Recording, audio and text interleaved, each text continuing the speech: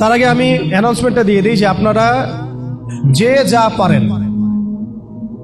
পারেন মানে এক গ্লাস পানি হলেও, এক প্লেট খাবারের টাকা হলেও, একটা জামার টাকা হলেও, মেডিসিনের টাকা হলেও, বা আমাদের একটা উদ্বাস্তু পরিবারকে একটা টেন্ট করে দেওয়ার টাকা হলেও, যা পারেন আল্লাহর রাস্তায় এখন থেকে সাদাকা করার নিয়াত করেন, সাদাকা করেন।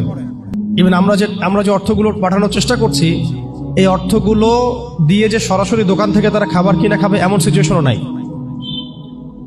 গতকাল যেখানে পানি এবং খাবার বিতরণ করা হয়েছে তার 10 কিলোমিটারের মধ্যে মিসাইল পড়েছে, 10 কিলোমিটারের মধ্যে, 10 কিলোমিটারের মধ্যে।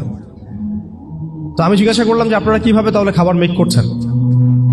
তারা সেখানে খাবারের যে ম্যাটেরিয়ালসগুলো আছে, কিছু ম্যাটেরিয়ালস যেমন কিছু চাল বা কিছু ডাল বা কিছু শস্য, এগুলো কোনো কোনো জায়গায় উৎপন্ন করা যায়, হচ্ছে।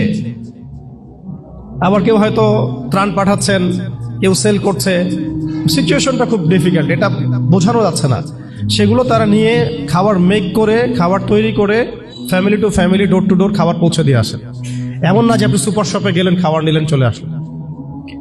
তাই আমি আজকে, এর আগে হয়তো এভাবে আমি আহ্বান করি নাই, বাট আজকে এভাবে খোলামেলায় আমি পুরো দেশবাসীর কাছে আহ্বান করছি, অনলাইনের মাধ্যমেও।